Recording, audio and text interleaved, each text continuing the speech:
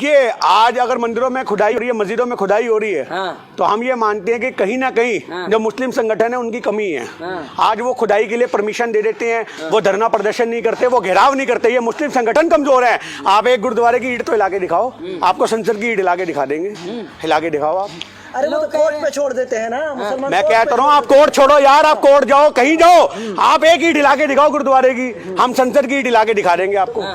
तो आप कोर्ट पे कहीं ना कहीं चैलेंज कर रहे हैं। हम तो कोर्ट की चैलेंज ही नहीं कर रहे, हम तो बात कर रहे हैं कि आप हमारे देश में भाईचारे की बात करोगे तो भाईचारा मिलेगा। अगर आज धर्मों पे बात आएगी तो गर्दन कटा भी सकते हैं। और ये बात याद रखना, देश के संविधान के खिलाफ जो धरने होते हैं, मोर्चे होते हैं, वो गली गली खोल देंगे। किसान आंदोलन में तो मोदी जी आपने देख ही लिया, हमारे 700 किसान शहीद हो गए, पर आप किसानों को बैकफुट पे नहीं ला सके। और आप गुरुद्वारे को किसी को धराशायी करने की सोचोगे तो सोचो आपकी सरकार धराशायी ना हो जाएगी। जो ज्यादा देशभक्त है, बिल्कुल, जो देश की बात करे हर वो आदमी देशभक्त है।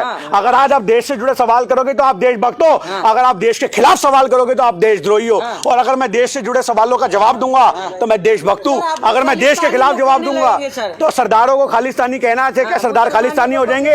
आज अगर हम खालिस्तानी हैं तो आज सिख रेजिमेंट का इस्तीफा करवा दो मोदी जी, क्योंकि आज उन खालिस्तानियों ने आपका बॉर्डर संभाल रखा है। जिस जगह कोई सिपाही लड़ने नहीं जाता ना, वहां सरदार लड़ने जाते हैं, आप ये बात याद रखना। तो आज मोदी जी सिख रेजिमेंट का इस्तीफा दिलवा दो, सारे सिखों को घर बैठा दो, सबको जेल में डाल दो अगर सरदार खालिस्तानी है तो। ये चीज सोचने की बात है। अभी आपने देखा मुदासिर अहमद को देखा, एक उसको आप पाकिस्तानी बोलते थे, एक मुसलमानों को आप आतंकवादी बोलते थे। वो देश का बेटा था जो देश के लिए कुर्बान हो गया। उनकी शहादत पे हजारों फायरिंगें हुई, उनकी शहादत पे जो उनका आखिरी जनाजा निकला, लाखों आदमियों की भीड़ उस समय निकल पाई, अंधभक्त भी मजबूर हो गए उसको सैल्यूट करने को। ये हमारे देश के मुस्लिम है, ये हमारे देश के सिख कौम है, और ये चीज आपको समझने की जरूरत है। लेकिन जिस तरह से लगातार सर देखा गया है कि माइनॉरिटी लगातार यहाँ देवबंद से जो बयान मौलाना मदनी का आया, वो कह रहे हैं कि दबे कुचले की तरह बिहेव कर रहे हैं। देखिए, आज मैं आपको छोटी सी बात बताऊं, दबे कुचले तो बिल्कुल है। हर वो आदमी दबा कुचले है जो अपनी आवाज खुद बुलंद नहीं कर सकता। आज मैं एक बात जानता हूं, चाहे वो हिंदू या मुसलमान हो या वो सरदार हो, हर आदमी को चाहिए कि अपनी आवाज को बुलंद करे और सरकार के खिलाफ मोर्चे खोले। असली देशभक्ति यही होती है कि आप सरकार के खिलाफ बोलो, सरकार की गलत नीतियों का विरोध करो। जो सरकार की नीतियों का विरोध नहीं करते हैं, सरकार की नीतियों का पक्ष रखते हैं, वो एक्चुअल माने में देशद्रोही और दलाल होते हैं। इस तरह से देशभक्ति का जो माहौल चला हुआ है, एक तरफ जो एक तबके को देशभक्ति का सबूत मांगा जाता है, दूसरी तरफ सावरकर पे फिल्म आ रही है, रणदीप हुड्डा मेन रोल कर रहे हैं उसमें। देखिए, सबसे बड़ी बात यह है कि आज हमारे देश में ऐसे ऐसे लोगों को हीरो बनाने की एक आप ये मान लीजिए कि प्रक्रिया शुरू हो चुकी है, जो एक फ्लॉप हीरो रहे हैं अपने ज़माने के।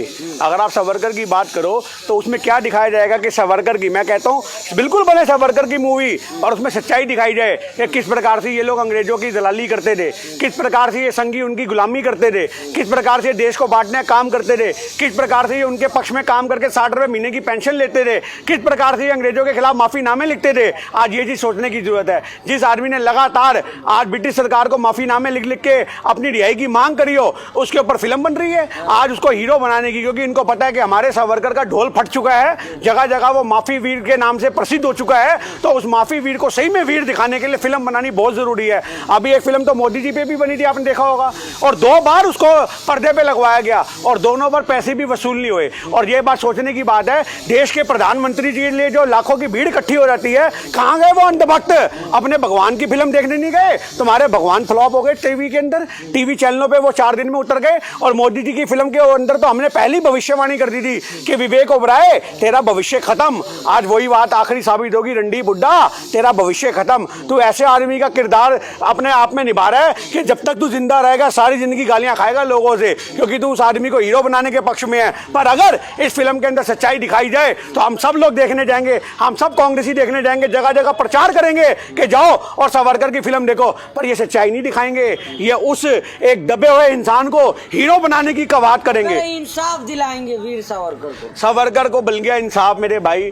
जिस आदमी ने हिंदुस्तान को, भारत की संविधान को खदेड़ के रख दिया, भारत की गुलामी को उन्होंने और मजबूत किया, ऐसे आदमियों को आप मेरी बात सुनिए। उनका हिंदू राष्ट्र, चलो हिंदू राष्ट्र आज आपकी एक बात ऊपर करते हैं। इतना बड़ा हिंदुस्तान है, इतना बड़ा भारत है, ये एक राज्य, सिर्फ एक राज्य, शुरुआत भी यूपी से कर दें, सिर्फ एक राज्य को ये हिंदू राष्ट्र बना दें, सिर्फ सिर्फ हिंदू राज्य बना दे यूपी को, ना वहाँ मुसलमानों से व्यापार होगा, ना वहाँ सिख होंगे, ना वहाँ ईसाई होंगे, ना वहाँ दलित होंगे, सिर्फ हिंदू एक दूसरे से सामान खरीदेगा, हिंदू एक दूसरे व्यापार